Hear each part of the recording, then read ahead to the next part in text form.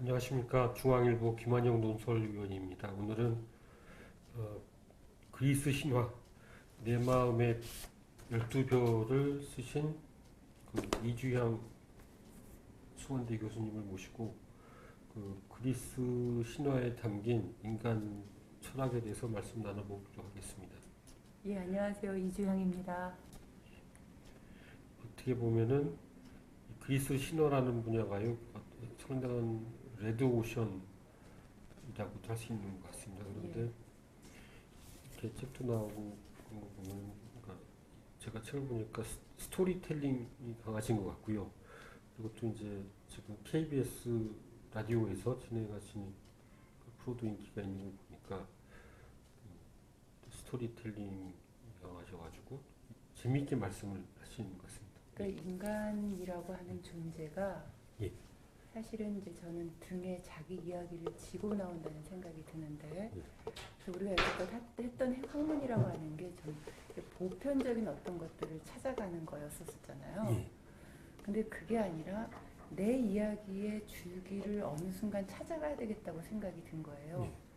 그러다 보니까 우리가 과학 만능주의에 과학이 이 시대를 거의 지배하는 시대에 잃어버린 신화 속에서 어떤 의미에서는 우리 이야기, 내 이야기라고 할 수 있는 것이 있겠다라는 생각이 들어서 제가 이제 신화에 천착하기 시작했어요. 그러니까 신화를 읽다 보니까 이제 여기서는 이제 그리스 신화 중에 올림푸스의 12신들이 있잖아요. 이 올림푸스 12신들이 가지는 성격들이 있는데 그 성격들이 어쩌면 인간의 그 원형이고 유형일 수 있겠다 생각이 들어요. 그러니까 예를 들면 내 친구 중에는 남편이 어느 날 마음에 안 드는 짓을 했다고 딱 이혼을 해갖고 나오는 애가 있는데 걔가 이제 딱 챙겨갖고 나온 건 뭐냐면 자식이에요. 아무것도 안 챙기고. 그런데 어떤 이제 비슷한 상황에서 어떤 친구는 자식보다도 남편의 그 여자를 잡고 그렇게 하는 경우가 있는데 이게 뭐냐고 처음에는 이제 그게 왜 저렇게 동일한 사태에 대해서 다른 반응을 보일까? 물론 상황이 좀 다르겠지만 그런데 보다 보니까 한 유형은 헤라 유형이고 한 유형은 데메테르 유형이더라고요. 그러니까 헤라는 보면 그 결혼의 여신이잖아요. 가부장 사회에서의 결혼의 여신입니다. 딱 남편의 뒤에서 남편의 권력을 나눠 쓰는 것이 그 자기의 삶의 어떤 목적이 됐고 또 결혼 이 관계 속에서 제일 중요한 건 권리라고 생각하는 그런 유형이고요. 데메테르는 평소 때는 자기 남편을 찾지 않다가 결정적인 순간에 이 아이하고의 관계에서만 남편을 찾아가요. 근데 왜 아이를 낳고 그 모든 것이 그 아이에게 포커스가 맞춰져 있는 여인들이 있잖아요. 이건 데메테르 유형이 활성화된 그런 존재겠다. 예를 들면 이제 그런 식으로 해서 이해를 하기 시작하면서 올림푸스 12신들을 이해하게 되면 우리 주변에 나오는 어떤 그 인간 유형들, 그 사람들이 결정을 내리는 걸 이해할 수 있고 사실은 이제 인간관계에서 가장 중요한 게 소통이잖아요. 근데 소통을 하려면은 내 이야기만 하면 소통이 안 되잖아요. 그러면 그 사람이 어떤 사람이고 이 사람이 왜 그런 이야기를 하고 그런 결정을 내리는지 이해를 해야 되는데 그럴 때 그리스 신화라고 하는 것이 하나의 말하자면 그 중요한 소스가 되겠다는 생각이 들었던 거죠. 그러면 몇 년 정도 그리스 신화를 연구하셨습니까? 연구라고까지 할 거 없는데, 그러니까 그런 생각이 들어요. 어렸을 때부터 우리가 이제 그 그리스 신들을 배우는데 신화가 좋은 것이 상당히 단순하잖아요. 근데 단순한 것들이 어느 순간 내 마음속에 씨앗으로 떨어져 있다가 갑자기 여기 싹이 트이는 시기가 있어요. 그럼 이거다라고 생각해서 거기에 대해서 미친 듯이 생각하고 쓰고 이런 시기가 있는데 제가 그 신화라고 하는 것은 융에 대해서 관심을 갖기 시작하면서 제가 융을 좋아했던 게 보니까 20대 후반부터 융을 좋아했던 것 같은데 그러면서 그 융이안들이 보면 신화 해석 제일 잘하고요. 꿈 해석 제일 잘해요. 근데 그럴 수밖에 없는 그것이 융 속에 있더라고요. 칼 구스타프 융 속에.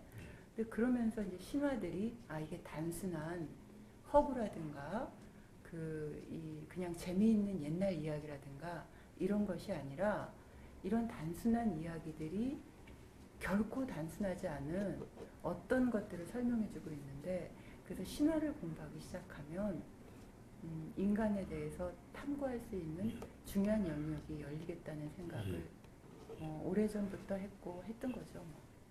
원래는 철학 박사를 하신 거죠. 예. 그러면은 그리스 신화에 대해서도 그 어떤 철학적인 분석도 하십니까? 글쎄요. 그러니까는 철학적인 분석이라고 하는 건 어떤 철학을 하느냐에 따라서 그 말의 그 의미가 다 달라질 텐데, 저는 이렇게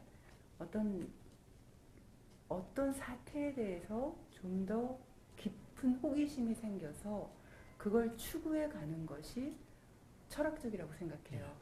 그런 의미에서 본다면은 뭐 철학적이라고도 할 수 있고, 뭐 철학이라고 하는 건 철학하는 사람마다 또 다를 수 있으니까. 예. 그 같은 이제 고대 그리스 이야기지만은 이제 일리아드 오디세이에 대한 최근에 책이 나왔는데요. 예. 일리아드 오디세이의 세계에서 현대와 좀 다른 거는 굉장히 그 폭력적인 세계다 예. 그런 거였거든요. 그리스 신화에도 폭력적인 면이 사실 많이 나오지 않나요? 지금 이제 폭력이라고 예. 이야기를 해주셨잖아요. 예. 저는 욕망 자체가 맹목적인 것 같아요. 예. 그걸 이제 폭력이라고 설명하신 것 같은데, 예. 근데 그 어떤 욕망을 이해하는 것은 인간을 이해하는데 굉장히 중요한 그 키워드라는 생각이 들거든요. 근데 현대 사회에서 그런 세계를 폭력이라고 할 수 있을 정도로 현대 사회는 굉장히 안전지향적이잖아요. 그래서 모험을 잃어버렸어요. 지금 폭력이라고 하신 그 부분. 그래서 내가 무엇을 원하는지, 원하는 것을 얻기 위해서 생사를 건 투쟁을 했던 그런 시대의 이야기가 사실은 우리 속에 있는데, 저는 그걸 찾아가는 것이 자기 삶의 줄기를 찾아가는 거라는 생각이 들어요. 그래서 신화를 읽으면서 너무나 안전한 이 세상, 내가 놓친 것은 무엇인가 하는 걸 좀 알아가면 자기 자신에 대해서 좀 더 열어주는 것이 아닐까. 예. 그 사실 그리스 신화는 서양 문학이나 뭐 좀 문학이 아닌 뭐 다른 문헌에도 자주 나오니까요. 예. 그러니까 사실 읽어야 되는데요. 저도 이제 그리스 신화에 대해서 몇 권의 책이 있는 것 같아요. 근데 이따가 말고 몇 권이 있는데요. 이 책은 이제 꼭 읽어야겠다는 생각 든 게 일단 쉽고도 재밌게 쓰신 것 같습니다. 고맙습니다. 그러니까는 지금 이제 그 말씀을 잘 해주셨다는 생각이 드는데, 제가 파울로 코엘료를 좋아해요. 근데 파울로 코엘료의 책 중에 포르토벨로의 마녀라는 책이 있어요. 근데 포르토벨로의 마녀의 그 주인공 이름이 누구냐면 아테나예요. 근데 작가가 장명을 하는 데는 다 이유가 있겠지요. 근데 아테나는 우리가 아는 그 올림푸스 12신 중에서 지혜의 여신이잖아요. 지혜의 여신이면서 아르테미스하고 굉장히 성격이 다르거든요. 근데 아르테미스는 그 어떤 자연 속에서 숲의 신이니까 달의 여신이면서 그 에너지의 원천이 자연이라고 하면, 아테나는 그 에너지의 원천이 도시 문명이란 말이에요. 그 지혜의 원천이.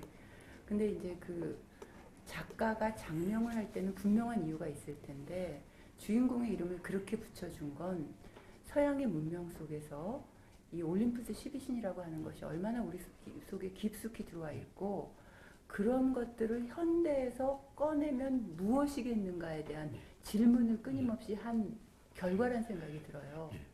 그래서 사실은 이제 원형이라고 하는 건 동양적인 원형과 서양적인 원형이 분명히 차이가 살짝 있기는 하지만, 뭐 그 근원에서는 우리 속에 동양도 있고 서양도 있을 텐데, 그래서 한번 그리스 신화 혹은 또 우리 신화도 마찬가지고요.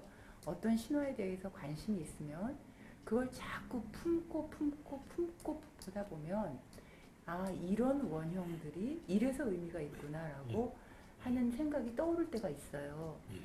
그런 작업을 좀 해보시면 참 재밌지 않을까 하는 생각이 들어요. 그리스 신화는 이렇게 무궁무진한 해석의 가능성을 열어두죠. 예. 열어두지만은 그렇지만은 어떤 결론을 내려주지는 않죠. 그러니까 또 어떤 이걸 이 속에 어떤 지혜가 담겼다고도 볼 수 있나요? 예컨대 불경이라든가 예. 그리스도교 성경 같은 경우에는 어떤 결론이 있잖아요. 예. 그러니까 심지어는 어린이들을 위한 그 명작 만화라든가 소설이라든가 그런 것도 어떤 한 방향으로 결론을 내리거든요. 근데 그리스 신화는 아까 말씀하신 거를 제가 잘 이해했다면은 그 어떤 그 욕망, 예. 뭐 폭력 그런 거 있는 그대로 보여주고 결국 판단은 독자한테 맡기는 거죠. 그러니까 저는 그 예. 부분이 예. 제 문제의식이었어요. 오랫동안. 지금 말씀해주신. 그러니까 제가 그 르네상스가 보면 그리스로 가잖아요. 근데 왜 르네상스가 그리스로 가는가? 그러면서 저는 말씀하신 대로 그야말로 질투쟁이 해라. 자기 욕망에 대해서 책임을 지지 않는 아프로디테, 아무하거나 바람피는 제우스, 그리고 늘 심술이 나 있는 포세이돈, 이런 존재들을 보게 되면 거의 막장 드라마인데 이 막장 드라마를 그 르네상스의 모델로 가지고 가는 것이 이게 어떤 의미일까? 그리고 이제 저는 어린 시절부터 그 기독교 집안에서 성장해서 굉장히 청교도적인 부분들이 익숙한 그런 전통에서 자랐는데 그런 전통에서 자란 나는 더더욱 그걸 이해를 못했거든요. 근데 이해를 못했기 때문에 품게 되는 것이 있고요. 이해를 못했기 때문에 버리게 되는 게 있는 것 같아요. 근데 저는 이해를 못했기 때문에 품게 되는 것이 그 속에 위대한 질문이 있고 그게 그 불교식으로 얘기하면 화두란 생각이 들거든요. 근데 그러면서 그거 이게 뭐지 하다 보니까 사실은 저는 중세가 그렇게 간단하지 않다는 것을 알아요. 저 베네딕토도 좋아하고 프란체스코도 좋아하고 에카르트도 좋아하는데 그런 사람을 배출한 중세의 하늘이 그렇게 간단하지 않다는 걸 아는데 그런데 지금에 와서 어떤 그 기독교가 내게 가르쳐준 어떤 경직성이 풀리고 나니까 왜 르네상스가 그리스를 선택했는지 알 것 같아요. 그리스는 자유고요. 그리스는 너 자신을 알라라고 그 소크라테스가 그런 얘기를 하잖아요. 그리스 전통에서. 그리고 그리스는 비극이에요. 저는 이 세 가지를 통해서 그리스를 이해하다 보면 사실은 인간이 나에 이르기 위해서 그 모든 과정을 거치는 과정 속에서 어떠한 과정을 거쳐도 좋다라고 하는 것을 보여주는 게 그리스라는 생각이 들거든요. 내게 헤라 같은 질투가 있는데 인간이라고 하는 건 질투하면 안 돼 하면서 질투를 꼭꼭 닫아두는 것이 아니라 그래 이 질투가 도대체 인생에 어떤 무의를 만드는지 끝장을 봐야 사실은 내가 헤라로부터 자유로워질 수 있을 것 같거든요. 그리고 내가 좋아하는 어떤 것들에 대해서 정말 선악이라고 하는 것도 뛰어넘어서 아프로디테처럼 쟁취해봐야 그 다음에 나의 도덕을 세울 수 있는 것 같아요. 그런 의미에서 저는 그리스는 엄청난 정서적인 힘을 우리에게 가르쳐주는 중요한 바다라는 생각이 들어요. 그래서 이 그리스 신화를 공부하신 게 그 이주영 교수님의 기독교 신학을 더 강화했습니까? 아니면 약화했습니까? 아니면 이것도 저는 좋았다는 세상의 모든 종교를 다 좋아합니다.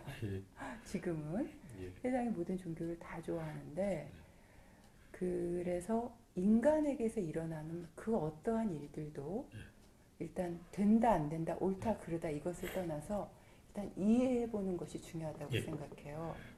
그래서 그것이 지금 이제 내가 가지고 있는 어떤 그 믿음의 성격이 무엇이냐라고 하는 건 또 다른 문제인 것 같은데 어쨌든 내 한켠에 이 그리스 신화가 지금 내 마음의 12별이라고 했잖아요. 이런 별들이 분명히 있는 건 확실합니다. 그럼 지금 현재는 이 기독교에 약간 편향된 종합 종교인이라고 보면 되나요? 제가 아침 저녁으로 108배를 하거든요. 아 예. 근데 그 108배가 좋은 것이 사실은 내가 가진 어떤 아집을 내려놓게끔 도와주는 그 힘이 있더라고요. 그러면서 한 달에 한두 번 정도는 교회를 가죠. 왜냐면 거기에 인연들이 있으니까. 어떤 의미에서 그 종교다원주의가 내 안에서는 실현되고 있는데 그래서 저는 굳이 기독교인이다 아니면 불교인이다 아니면 뭐다라고 하는 그런 구별 자체가 필요한가 싶은 생각이 있어요. 그러니까 오히려 왜 하나만 아는 거는 아무것도 모르는 거다라는 말 있잖아요. 그러니까 제가 불교 공부를 하고 이러다 보니까 기독교에 대해서 예수에 대해서 조금 더 보이는 것이 있더라고요. 그리고 이 불교 공부를 하면서 한번 이제 천수경을 한번 외워야 되겠다고 생각을 하는데 이게 나이 들어서 외우니까 좀 다르잖아요. 근데 딱 시작이 뭐냐면 정구업진원부터 시작해요. 근데 제가 한 번도 그 주기도문을 외우면서 그게 무슨 뜻일 것일까를 깊이 생각해 본 적이 없는데 그래서 이해하기 위해서 의미를 부여하기 위해서는 좀 낯설게 하기가 필요하잖아요. 그러니까 다른 언어를 갖고 내가 가진 언어를 딱 그 이해하는 것이 보다 깊은 이해에 이르는 중요한 방법이라는 생각이 드는데 정구업진원부터 시작해서 깜짝 놀랐어요. 그러니까 우리가 얼마나 입으로 많은 죄를 지어요. 그러니까 입으로 짓는 죄를 맑게 만들어주는 만트라로부터 기도가 시작된다라고 하는 것이 저는 굉장히 중요한 발견이었어요. 그러고 나니까 기도라고 하는 것이 궁극적으로는 내가 원하는 것, 내가 욕망하는 것들을 그냥 막 이렇게 던져놓는 것이 아니라 내가 무엇을 원하는지, 그 원하는 것이 어떻게 생겼는지 그 이면을 보게 되는 거구나. 그런 생각이 들면서 이제 108배를 하면서 그런 생각들을 살짝 정리하는 시간을 가지고 있거든요.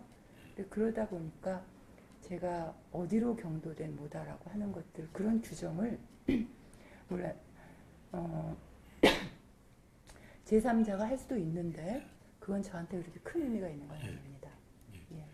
이런 생각이 들었는데요. 그러니까 이제 불교나 유교는 일단 처음 있기 시작하는 게 이제 불경하고 이제 유교 같은 경우는 논어를 있잖아요. 논어 몇 년인데 상대적으로 어떤 폭력이라든가 인간의 욕망 그런 거는 이미 어느 정도 질서정연하게 그 도덕적 윤리적으로 사람들을 만들려는 그런 시스템이 있는 상태잖아요. 그런데 이제 그리스 신화하고 어떻게 보면은 그 하나의 텍스트로 봤을 때 구약 성경이 그리스 신화와 유사한 어떤 이 폭력성과 욕망이 있는 것 같아요. 다만 차이점은 그 그리스도교의 성경은 이 구약 성경은 이 그리스 신화보다는 훨씬 더 이제 그 하나님을 중심으로 이렇게 질서정연하게 윤리적, 도덕적으로 이렇게 만졌을 뿐이지.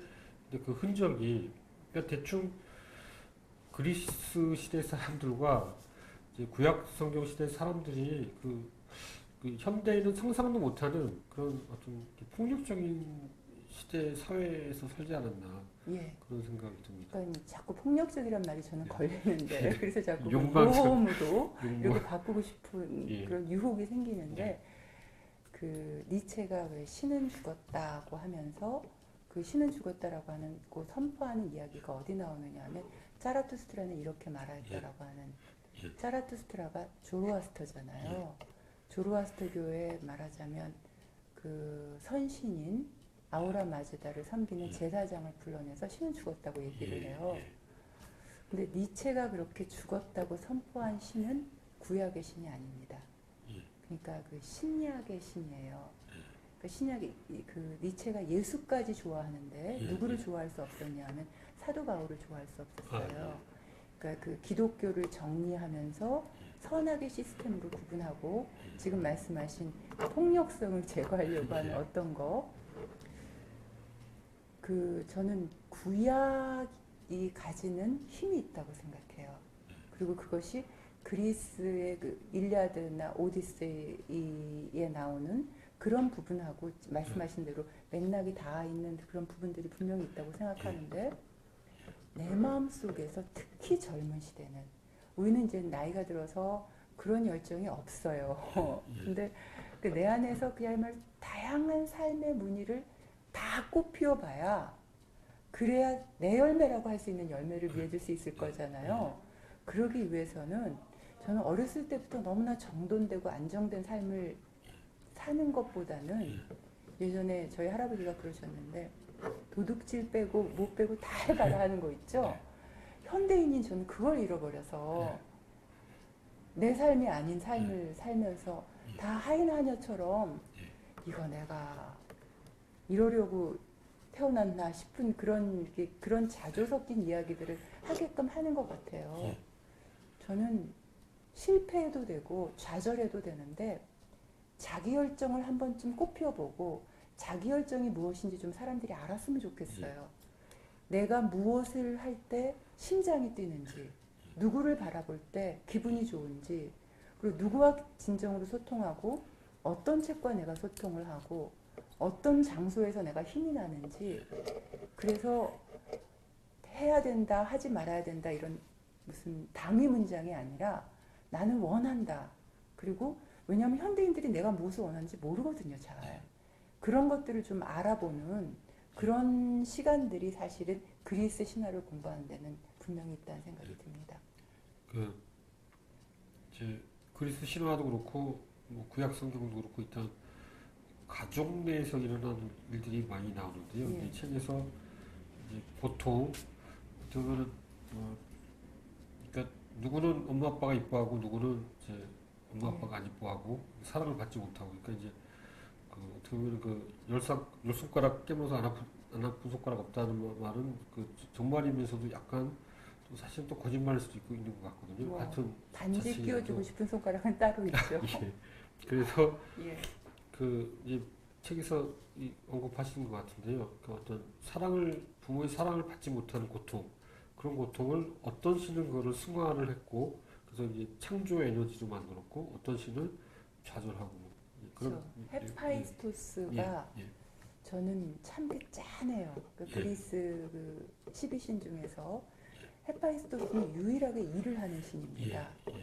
엄마의 사랑을 받기 위해서 헤라의 의자를 만들고 아버지의 사랑을 받기 위해서 제우스의 번개를 만들고 그럼에도 불구하고 사랑을 받지 못하는 신이 헤파이스토스예요.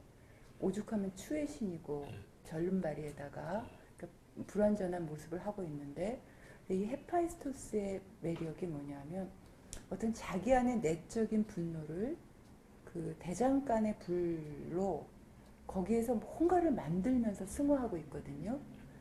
이 제우스와 헤라 사이에는 또 아들한 아들이 있죠. 아레스가 있죠. 근데 이 아레스는 아버지에게 받지 못한 사랑을 가서 전쟁을 한단 말이에요. 외적인 분노를 표현하는 신이고, 그래서 엄마 아빠가 끊임없이 기대하고 실망을 반복하면 아레스처럼 만나는 장소를 전쟁터로 만드는 그런 신이 되거나 헤파이스토스처럼 움츠려드는 그런 신이 되고 이런 신이 되는데, 그 자기 안에 그런 식의 분노가 있으면 저는 거꾸로 얘기를 하면 엄마, 아빠, 어머니, 아버지를 이해하는 것이 온전한 삶을 사는 과정이고 결과적으로 자기 어머니, 자기 아버지의 그 마음속의 어머니, 마음속의 아버지와 화해하는 것이 저는 성공한 인생이라 생각이 들거든요. 그만큼 부모와 자식의 관계는 굉장히 중요한데 제우스의 아이들이 여럿 있죠. 제우스가 그래서 아레스나 헤파이스토스는 참 못마땅한 아들이었고요. 그 다음에 그 누구의 엄친아가 있죠. 아폴론. 엄친아가 있고 그리고 그 제우스에게 모성을 일깨워준 아들이 있습니다. 디오니소스. 이 헤라가 막 죽이려고 하니까 결국에는 자기의 허벅지에서 탄생하게 만들어주면서 제우스를 바꿔낸 아들이거든요. 그리고 또 하나 이제 딸들이 있죠. 그 아주 잘난 딸 아테나와 아르테미스가 있는데 이 부모와 자식의 관계를 보게 되면 거기에서 내가 어떤 자식인가를 또 성찰하다 보면 내가 어떤 과제가 있는가도 또 보이는 것 같아요. 그러니까 그 진짜 제우스 같이 일가를 잃은 부모 밑에서 내가 헤파스토스처럼 움츠려 있는 아들이라면 내 안에서 무엇이 나를 분노하게 하고 그 분노를 표출하는 것도 내가 제대로 못하는 우울한 존재라고 하면 그 에너지를 가지고 무엇을 해야 되는지를 저는 이 신화가 우리에게 알려준다는 생각이 들고 예 그렇습니다. 그러니까 인간 세상에서 일어나는 일들에 대해서요. 이제 불교에서는 이제 이게 모든 게 다 업보다 그런 예. 얘기를 많이 하고 이제 그리스도교에서는 이제 이 하나님의 뜻이다 이렇게 예. 얘기를 하는데요. 그리스 신화의 세계에서는 결국 다 운명이다 그런 거 아닌가요? 운명 아닌가요? 또 다른 그러니까 운명이라고 하는 것은 결국 네. 맞아요. 운명인데 왜 그 빅토 위고가 노트르담 드 파리를 쓰게 된 것이 노트르담 종 벽에 써 있는 운명이란 단어 때문이었다 그러잖아요. 저는 운명이라는 말은 상당한 울림을 가진 말이라는 생각이 들어요. 인간이 가장 행복할 때도 운명을 생각하고요. 가장 불행할 때도 운명을 생각해요. 그래서 운명은 내 삶의 무늬를 만드는 어떤 건데 그게 정말 외부에서만 오느냐? 그거는 아닌 것 같아요. 논리적으로는 그 운명이란 말을 자꾸 외부에서 오는 걸로 해서 이걸 체념적인 걸로 쓰는데 인간이 어느 날 기습적으로 그야말로 운명의 뒤통수를 맞을 때가 있는데 보면 그것이 결국에는 자기가 풀어내야 될 숙제가 그 과제 속에 있고 그것이 자기 의지와 만나서 새로운 꽃을 피우잖아요. 예를 들면 누구죠? 오이디푸스 같은 경우에 정말 운명의 뒤통수를 맞았죠. 정말 인간 중에 가장 위대한 자, 테베를 구한 자란 말이에요. 그래서 인간 중에 가장 위대한 자, 스핑크스의 수수께끼를 풀어서 그런 호칭을 받아갖고 이 사람이 그 테베의 왕이 되잖아요. 그럼에도 불구하고 자기 자신의 수수께끼를 풀지 못해서 그야말로 그 방랑자가 되고 장님 방랑자가 되는데 그 오이디푸스만 보더라도 저는 운명이라고 하는 것이 절대로 나에게 그러니까 뭐라 그럴까요? 부정적이지 않은 것 같아요. 예를 들면 그런 운명을 맞이하게 되는 어떤 아까 불교에서 업이라고 하셨는데 그 나의 업이라고 하는 것이 있고 그걸 성찰하게 만들어주는 에너지가 저는 운명이라는 말, 업이라는 말, 고통이라는 말 속에 다 들어있다는 생각이 들거든요. 개인적으로는 어떤 신이 제일 마음에 드십니까? 개인적으로 아르테미스. 아르테미스요? 예. 숲의 신이라 아르테미스를 좋아하죠, 제가.